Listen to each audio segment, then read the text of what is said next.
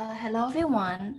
Welcome to IntroStat, Pearson, third edition, chapter 8. And today I will go over a part 3. So let's open up the PowerPoint, a part 3 section.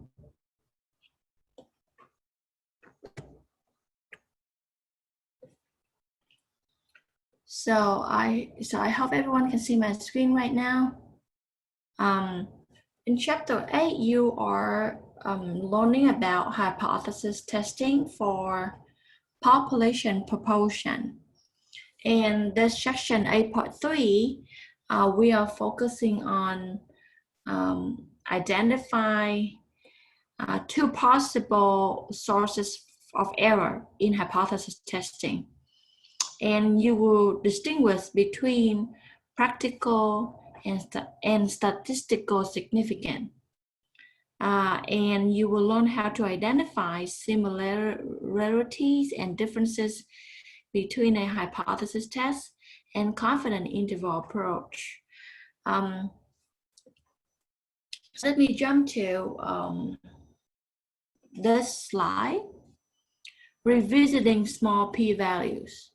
So for this, this helping us to understand better why the p-value is small than the level of significance alpha. Is it bad or is it good? So here you can see is explained as small value. The small p-value, the small p-value means that our test statistic is extreme.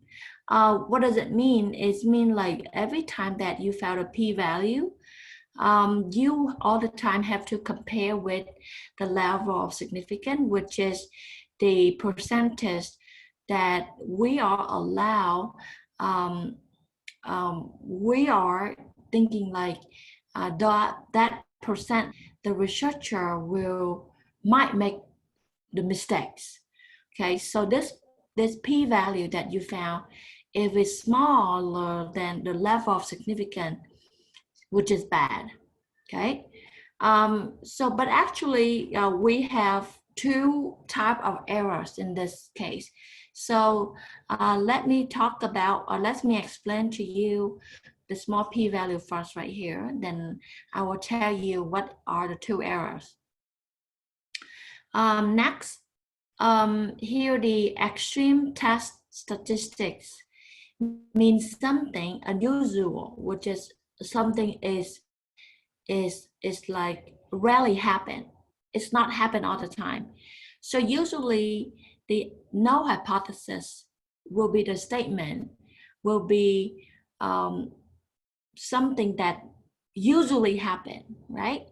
So right here, they're saying that an extreme test statistics or the p-value is smaller than alpha, then it's unusual, okay? So, and therefore unexpected and has happened. Small p-values lead us to reject the null hypothesis. Yes, that's all the time true, right? So if p-values smaller than level of significance, we should reject the null hypothesis. However, you will see so why is it good? Is it good to reject the null hypothesis, or is it bad to reject the null hypothesis? And you will know later. So go back to the slide number 3. Here they're explaining the small p-value, which is the area that you found after you run StatQuant or compute by hands. You compare with the level of significance. So if it's too small, it's smaller than alpha, we will reject the null hypothesis, and the opposite. Okay, if p-value is larger than alpha, we do not reject the hypothesis. And slide number 4 is talking about the conditions, which is the step 2 when you conduct the hypothesis test. And like I told you, when I give you a problem, most of the time that I will give you the problem that you can conduct the hypothesis test. So that's why I don't expect you to rewrite all the conditions to make a test on it. But you are welcome to do so. But if you skip it, I'm fine with that. But if for these conditions, in step 2 of conduct hypothesis testing is telling you that they all the time, they need the sample size have to be large enough to make the test, which is the product have to be the product of the sample size with P should be greater than 10, greater or equal to 10. That will be greater than 10. And so here they say, if the conditions fail, when the sample size is too small, which is smaller than 10, okay? Second, the samples are not randomly selected. So most of the time, and remember, every time that you do hypothesis testing, you're focusing on one story, okay? So each story, they have different hypothesis tests. And here are the mistakes that I'm talking about at the beginning, potential mistakes in hypothesis testing. We have two types. So type 1, so after you compute p-value, and then you compare with your level of significance alpha, if p-value is smaller than alpha, then you reject the hypothesis. You reject the null hypothesis, which is reject H0. If this statement is become bad, when all the time the original statement is true, okay? And we fail to reject the hypothesis when p-value is greater than alpha. It's good when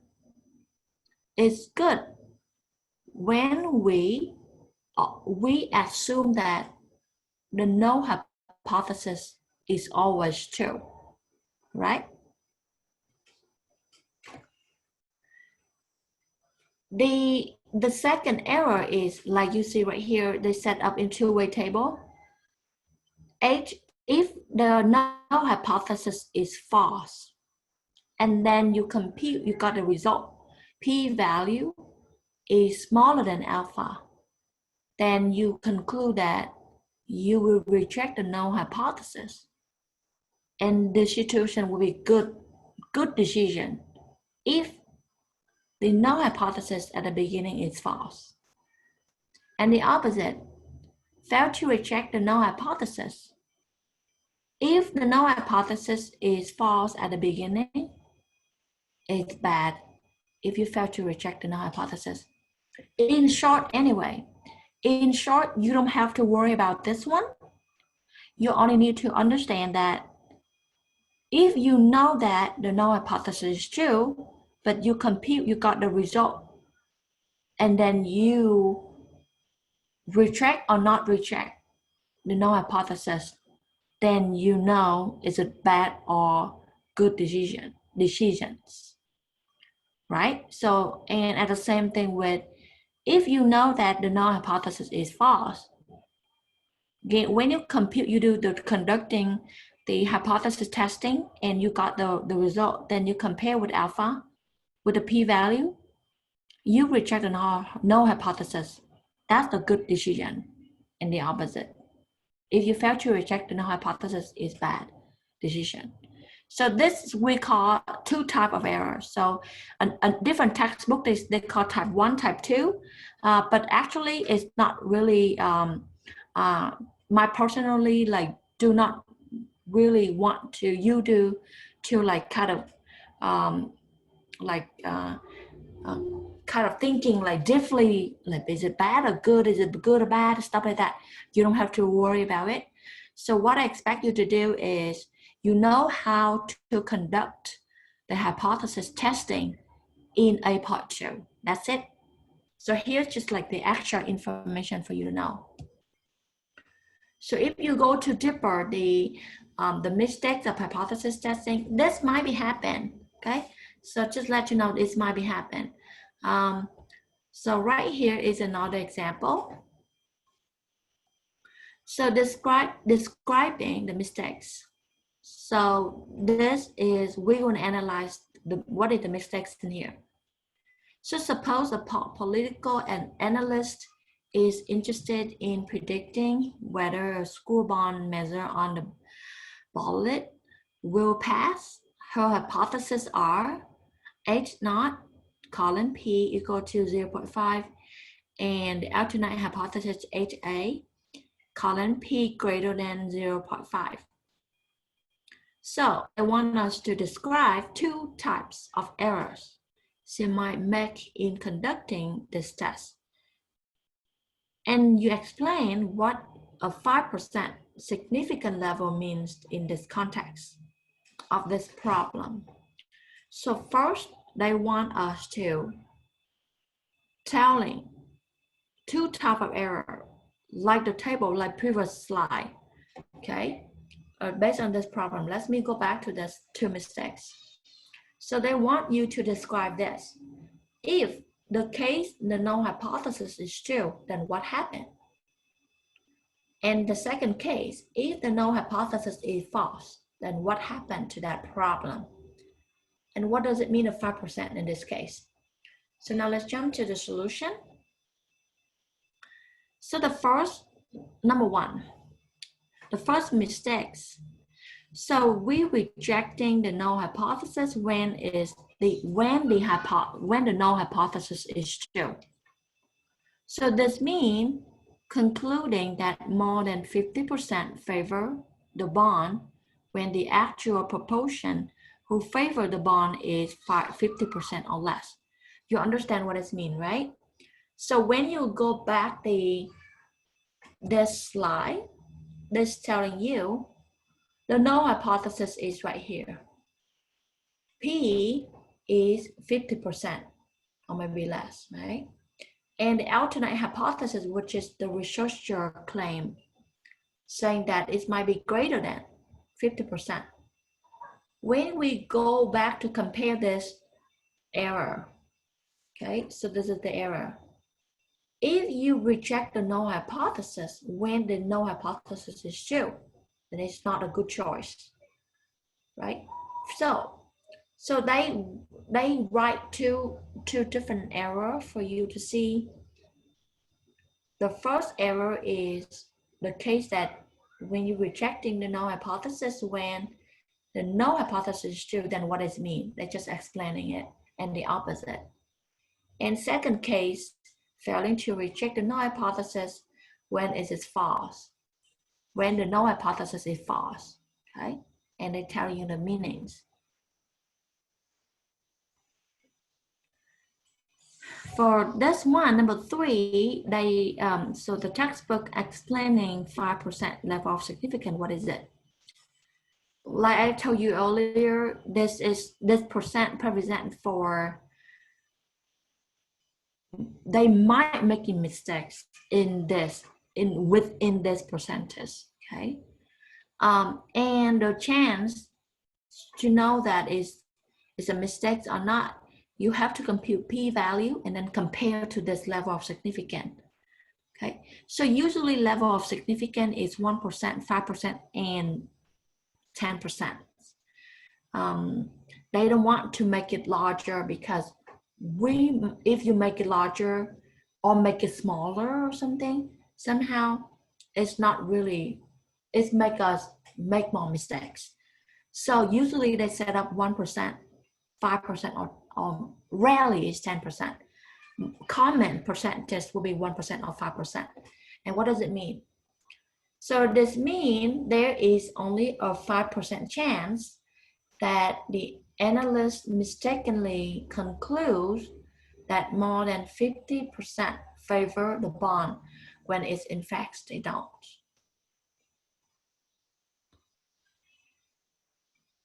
How are we reducing the mistakes? To reducing the mistakes, the large amount, the large sample size is the better, okay, all the time. So right here, let's say the only way to reduce the probability of both type of mistakes is to increase the sample size. Increasing the sample size improve the precision of the test, so we make mistakes less often.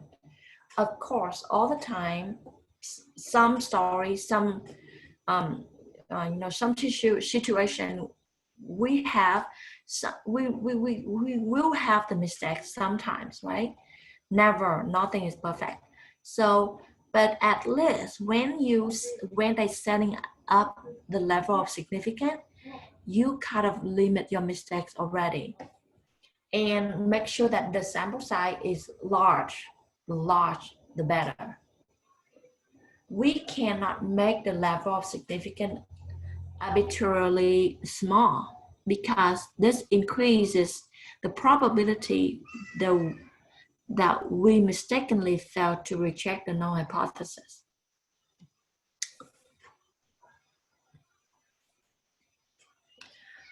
And here is comparing statistical significance versus practical significance.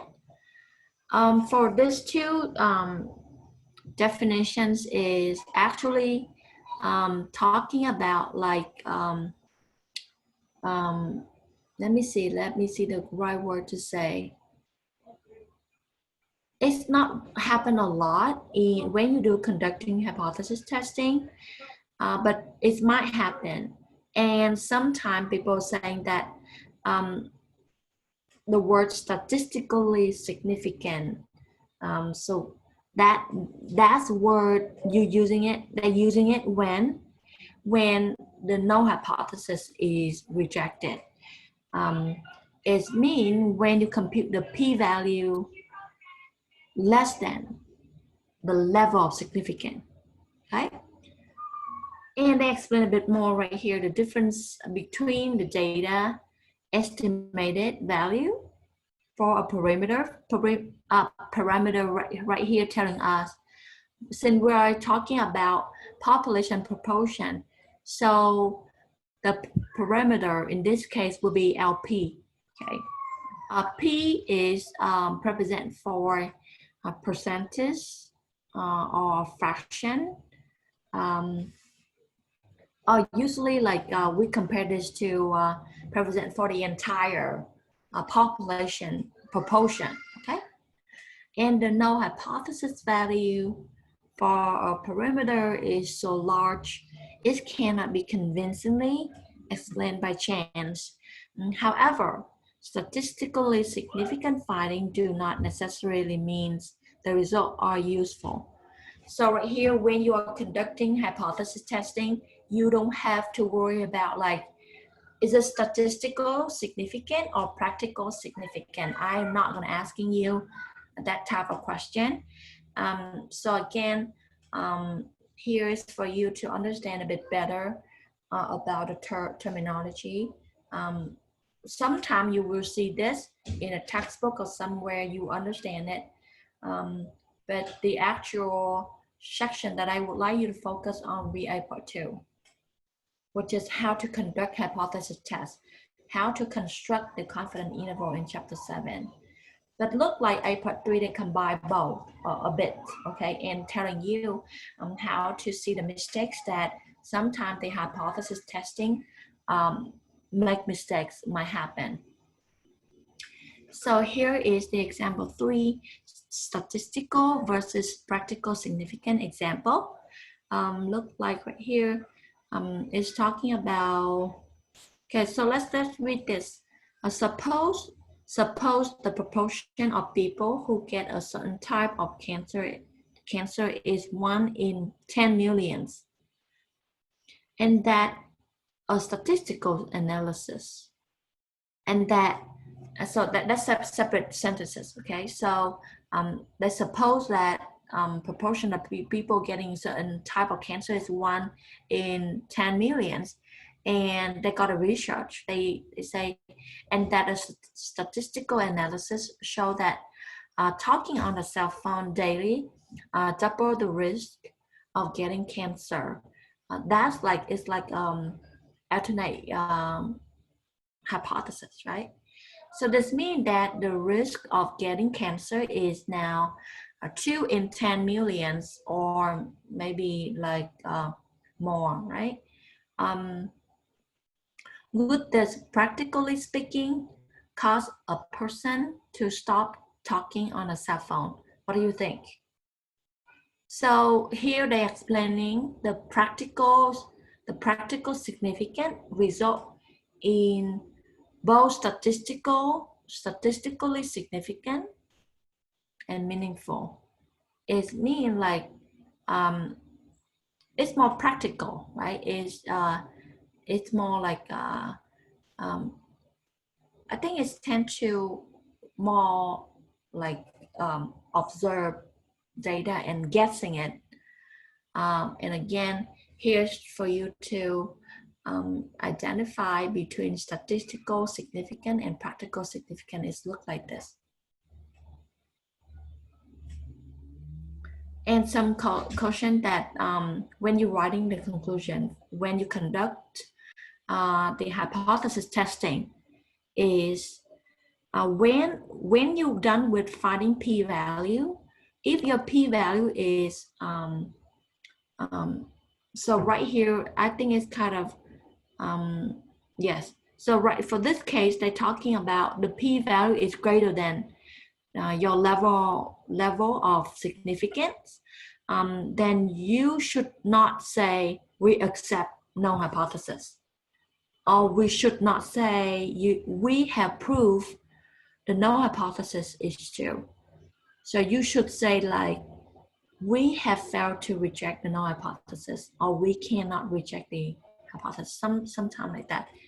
Of course, there another case, right? Another case is p-value is smaller than level of significant or significant level. Then you should say kind of using the correct word, more correct word in your writing. Confidence intervals and hypothesis tests. Here's kind of the relationship between confidence interval and hypothesis test at below. So you learned confidence interval in chapter 7 already, and here they would like to kind of understand. They are actually kind of bit the same. Instead of, for example, right here, they have confidence intervals and hypothesis tests are closely related, but ask slightly different questions.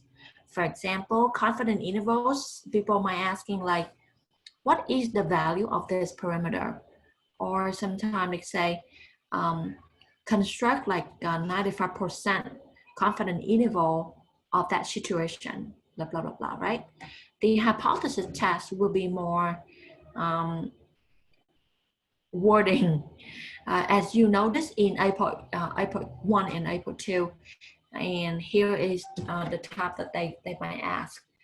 Are the data consistent with the parameter being one particular value, or might be the parameter be something else? Actually, for you can compare these two. It's not really a difference, right? One is straightforward, one is like give you more hint or something to interpret. So they say, even though they are designed to answer different questions, they are similar enough to lead us to reach the same types of conclusions. So a confidence interval can lead us to the same type of conclusion as a two-sided hypothesis test. And remember this, when you're talking about confidence interval, okay, so we all the time talking about two-sided hypothesis test all the time. When they're talking about like 85 confidence interval, 90 confidence interval, or 95 or 99 confidence interval, all the time thinking about, they are talking about two-sided hypothesis test or two-tailed test all the time. Okay, there will be no left tail, right tail in this in confidence interval at all. Okay, so if we're talking about a relationship between confidence interval and hypothesis testing, thinking about two-sided hypothesis test, period.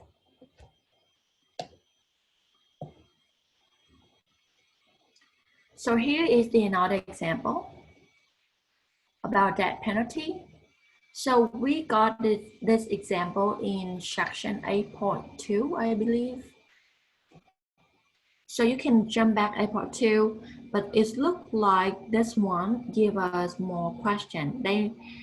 I might write the question like this for your test, right? So it's interesting. So you can conduct the hypothesis test as same as you can construct a confidence interval, and you were explaining it, you explain the conclusion. So it's look like for this example, for this type of question, they combine two chapters, chapter 7 and chapter 8 together. So let's read over this. Let me see if they change something. I don't quite remember exactly, but it looked familiar to me in chapter 8.1, in section 8.1. In 2009, it was estimated that 63% of Americans supported the death penalty. So it looked like that 63%, you note yourself, this is your peanuts. So in 2014, the Rasmussen poll found that in a random sample of 943 Americans, it looked like the total of Americans, right? They vote, they supported. So in 943 Americans, about 538 Americans supported the death penalty. So you know right away 538 will be the number of success and 943 will be the number of observance. So do we have evidence that support the death penalty has changed amongst Americans since 2009? So let's look at the keywords here. They have that question, but the keywords that I found right here would be has changed. Has changed will be the keywords reminding me they're talking about two-sided tests, two-sided hypothesis test. Okay, so previously we asked if support has declined. Oh, okay, so they make a change a bit, right? So in 8.2, they write the wording, the keyword, they write the word like had declined, which is decreased, which is the left tail test. But right now they change the question. They make it, instead of has declined, they said has changed. Then this wording, you should thinking about two-sided test or two-tailed test. So the question, conduct a hypothesis test. So in order to conduct a hypothesis test, you're thinking about 4 steps, right? And again, I show you run StatCrunch already. You can run StatCrunch, and then each step, you help me to rewrite your data in. Number 2, construct a 95% confidence interval for the proportion of Americans who support the death penalty. So this one telling you, like I told you earlier, confidence interval all the time, you have to recall the two-tail test, right? So 95% will be in the middle, right? Piece, there will be, you have to start from the middle, the mean, and then 95%. It looks like you can thinking of empirical rules in this case too. Explain how your confidence intervals support the conclusion of your hypothesis test. So let's see this. So they given us to conduct the hypothesis test. You have 4 steps. Step 1, hypothesize. So you need to write down the null hypothesis H0 colon P equal to 0.63, and alternate hypothesis HA will be P not equal to 0.63, right? The word has changed, remember? Step 2, again, so here you might say something like, the sample size is large enough to conduct the test. Or you can skip the steps. And again, I tell you all the time when I write the question for you, I will make sure that the sample size is large enough to conduct the hypothesis test. Step 3, compute. Compute to compare. In order to get z values equal to -3.78 and p-value is 0.0002, we're using StatQuant. You go to your account. If you don't remember how, so later there will be the slide for you to see, to recall. You open your Pearson account, go to open StatQuant, type in the number of success and the number of observance, and then make sure that the alternate hypothesis that you have to put will be not equal to, okay? 8.2 would be less than, but for 8.3 would be not equal to. And then you click compute, you got the answers. To interpret this, since you got the p-value is this, you compare with the level of significance. Level of significance usually is 1%, 5%, or 10%. So even so, this p-value is still smaller than those level of significance, right? So what do we interpret? We will reject the null hypothesis, right? So we will reject the null hypothesis. It means it looks like the support for the death penalty has changed among Americans since 2009. It looks like we kind of like the alternate hypothesis, correct? And how about the 95% confident interval? 95 confident interval, again, in chapter 7, you can run StatQuant by using the software confident interval, then type in your data, okay? Then you will have this interval. You will have from 0.54 to 0.60. What does it mean? This means is about 54% to 60%. That will be the real population proportion will be in between this percentage interval, 54% to 60%. So this supports the hypothesis test conclusion because 63% is our p-naught, right? That's the estimated, like the data estimated value. You compare this to 54 and 60, it looks like 63 is outside of this range, right? Which is not usual, which is conclude that it's kind of interpret that we reject the null hypothesis, okay? Because 63% is not contained in the interval. So in other words, the population proportion has changed. Okay, good that they have the slide, this slide for us.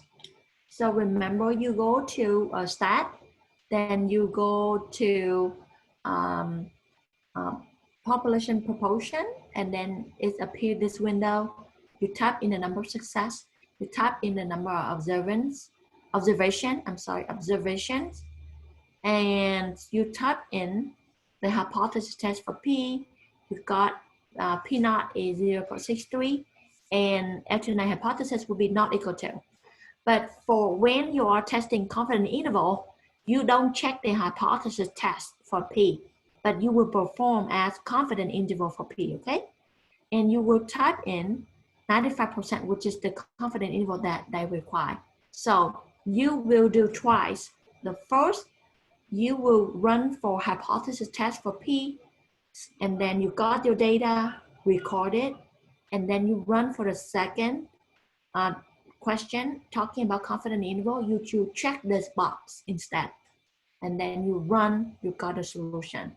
So when they run for hypothesis test result, you see right here, you copy this value down and copy in step 3 for me. And here is what? Here is, they run confidence interval stat crunch. Yes, they check this. You see that? They check this box. And method standard, you check this defaults, the standard wall. And then you got the lower limit and upper limit, which is you can route to 100 place. And then you copy down the solution for me. So let's interpret the result. If the level of significance, they're talking about 1%, you will see right here, 5% right here. So it's look like that the example that we just went through, they're talking about 5%. Agree? The level of significance will be 5%. Very good. So here is 90%, level of significance would be 10%. So all the time they're talking about two-sided test, right? Okay, I'm done for section 8.3. I hope you like it. I hope you enjoy it. Yeah, I hope you understand it. If you have questions, please email me and let me know in when we got lectures, live lectures. Thank you.